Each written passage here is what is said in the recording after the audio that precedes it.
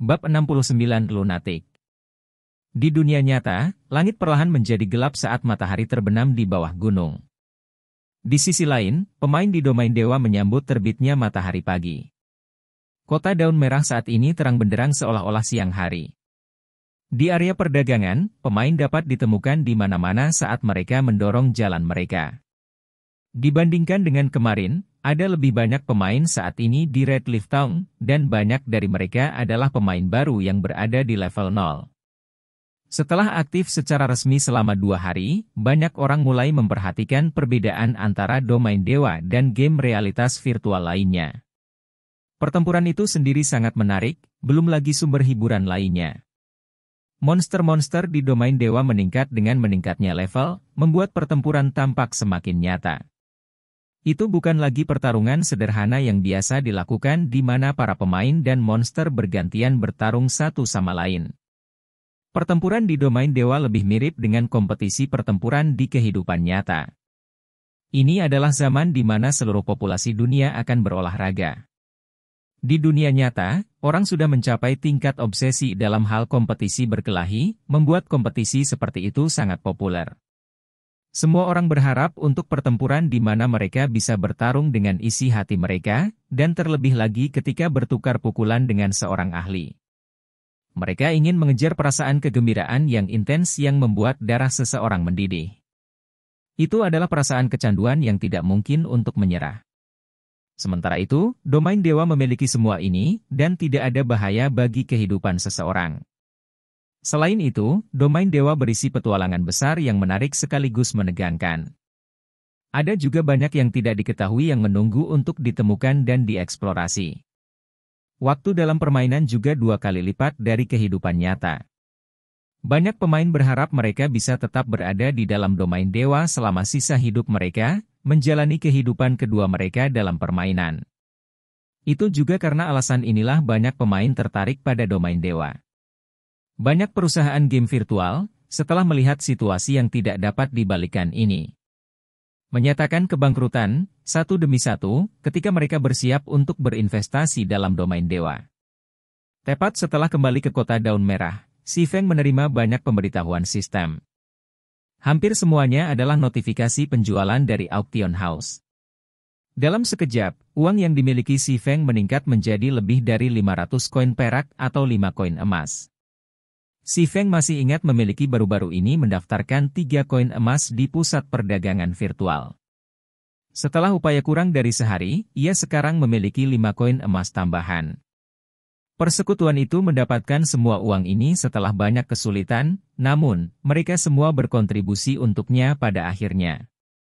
Saat ini, mungkin tidak ada pemain lain di White River City yang lebih kaya daripada dirinya. Pemimpin guild dari guild kelas 1 tidak terkecuali. Namun, ini hanya puncak gunung es. Saat mencari uang yang sebenarnya baru saja dimulai. Si Feng pertama-tama menyimpan semua barang yang ada di tasnya ke gudangnya. Dia tidak berencana menjualnya melainkan menyimpannya untuk digunakan di masa depan. Lagi pula, barang-barang seperti batu permata dan buku keterampilan adalah mata uang keras. Harga mereka tidak akan pernah terdepresiasi. Sebaliknya, itu adalah peralatan yang akan terdepresiasi seiring dengan peningkatan level pemain. Segera setelah itu, Si Feng mulai melakukan bisnis lamanya lagi. Malam hari adalah periode terbaik untuk melakukan bisnis. Melihat matahari segera terbit, Si Feng mengesampingkan quest-nya untuk saat ini dan mendirikan warung jalanan, membeli stones, magic essences, heart stones, dan set kartu. Karena kejadian serupa sebelumnya, banyak pemain sengaja tinggal di sini dan menunggu kedatangan Si Feng. Sekarang, hanya teriakan santai dari Si Feng sudah cukup untuk menyebabkan kerumunan pemain berlari ke arahnya. Sedemikian rupa, Si Feng membeli bahan sambil mendengarkan percakapan pemain di dekatnya. Aliansi Assassines telah memperoleh kejayaan besar kali ini. Mereka menyelesaikan Insurrection of the Little Fishman quest dan mendapatkan banyak reputasi guild. Tidak akan lama sebelum aliansi assassin akan menjadi guild level 2. Apa masalahnya? Saya pernah mendengar bahwa sebuah peristiwa besar terjadi di ibu kota. Pemimpin guild dari guild kelas 1, Star River Federation, menyelesaikan quest besar dan telah menjadi warga kelas 1. Sedikit lagi dan dia akan menjadi bagian dari kaum bangsawan. Ketika dia mendapatkan status bangsawan, apa artinya reputasi persekutuan kecil?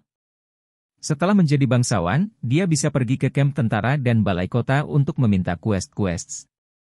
Federasi Star River dapat mengejar ketinggalan dan melampaui aliansi assassin kapan saja.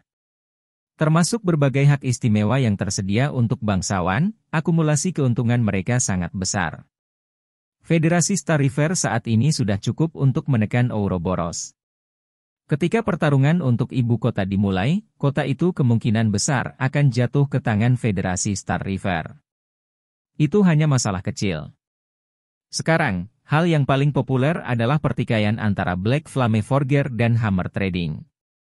Siapa yang tidak tahu tentang itu? Saat ini, kemungkinan besar tidak ada satu orang pun di wilayah kota Sungai Putih yang tidak mengetahuinya. Namun, saya tidak pernah benar-benar membayangkan bahwa pemenang akan ditentukan dengan begitu cepat. Lebih jauh lagi, saya tidak pernah berpikir bahwa pemenang akhir adalah Hammer Trading. Hehe, untungnya saya cerdik dan meminjam sejumlah uang untuk membeli Glimmer Chestplate. Banyak orang saat ini membelinya dengan harga tinggi. Saya bisa dengan mudah mendapatkan 3 koin perak selama saya menjual kembali yang saya miliki. Persis. Terlepas dari atribut atau desain, Chestplate Glimmer jauh lebih baik, sehingga biayanya harus sangat tinggi. Itu hanya dijual dengan harga rendah karena persaingan dengan Hammer Trading. Api hitam pasti telah kehilangan pertempuran itu setelah terus-menerus kehilangan uang. Sayangnya, dia tidak menjual bahkan satupun peralatan saat ini. Kalau tidak, saya pasti akan meminjam uang untuk membelinya. Saat ini, ketenaran Hammer Trading telah meledak. Di forum, ia bahkan dengan bangga mulai memaki pemalsu misterius itu sebagai tidak kompeten, menyebut pemalsu misterius itu bajingan karena tidak berani bersaing dengannya. Untuk meningkatkan ketenaran dan pengaruhnya, para guild kelas 1 itu pasti akan mengundangnya. Hammer Trading pasti sudah mendiskusikan persyaratan kontrak dengan mereka sekarang. Ketua Forger dari persekutuan kelas 1, orang-orang akan ngiler hanya memikirkan posisi seperti itu. Namun, kita hanya bisa merasa iri karena kita tidak memiliki desain tempa untuk peralatan perunggu. Jika saya memiliki barang seperti itu, bahkan jika saya bangkrut, saya pasti akan bersaing dengan Hammer Trading sampai akhir. Ketika saya mendapatkan posisi kepala dari guild kelas 1, masa depan saya akan dipenuhi dengan ketenaran dan kekayaan. Ketika Si Feng mendengar percakapan mereka, alisnya sedikit berkerut. Dia kemudian memanggil forum resmi. Benar saja, Hammer Trading menertawakannya dengan segala macam penghinaan. Dasar brengsek, bukankah kamu begitu mengagumkan? Mengapa Anda berubah menjadi pengecut? Ayo terus berlaga jika Anda memiliki kemampuan. Lihat bagaimana aku akan meratakan pemalsu berambut hitam seperti kamu. Si Feng tersenyum dengan tenang. Dia tidak bisa tidak mengagumi Hammer Trading. Untuk menjadi terkenal, ia berubah menjadi orang gila yang bersedia menggunakan segala cara. Sama seperti dalam kehidupan Si Feng sebelumnya, untuk bergabung dengan World Dominators dan menjadi forger kepala mereka, Hammer Trading bersedia untuk menjual seluruh guild mereka. Setelah dia selesai membeli materi, Si Feng menuju ke rumah lelang. Setelah semua trading hammer dibuat dengan gemuruh, Chestplate Glimmer benar-benar menjadi terkenal. Si Feng sekarang bisa memulai operasi menghasilkan uang berikutnya. Pada tahap permainan saat ini, mayoritas pemain rata-rata sudah level 3, sementara banyak veteran level 4 dan ahli level 5. Pemain rata-rata tidak mampu membeli Glimmer Chestplate. Padahal para veteran harus meminjam sejumlah uang untuk membeli sepotong untuk diri mereka sendiri. Sedangkan untuk para ahli, penggunaan Chestplate Glimmer tidak terlalu bagus. Ada banyak peralatan di dalam Dungeon level 5 yang jauh lebih baik daripada Chestplate Glimmer. Itu berarti bahwa Chestplate Glimmer tidak lagi dapat menghasilkan uang bagi Si Feng. Lagi pula, pembeli utama peralatan itu kebanyakan adalah guilds itu. Mungkin ada beberapa orang kaya baru yang mampu membeli satu untuk bermain-main. Tetapi mereka berada di minoritas ekstrim di antara pemain rata-rata. Si Feng berjalan ke rumah lelang, ke aula besar yang penuh dengan orang. Tanpa pilihan yang lebih baik, Si Feng mencari sudut dan diam-diam membuka layar tampilan rumah lelang. Dia kemudian menempatkan 20 salinan forging design for the Glimmer Chestplate pada pelelangan. Harga dasar untuk setiap desain tempat ditetapkan pada 30 koin perak, dan mereka akan dijual satu persatu dengan interval setengah jam. Bukan karena si Feng tidak ingin menjualnya dalam jumlah besar, tetapi karena melakukan hal itu akan membuat harga mereka rendah.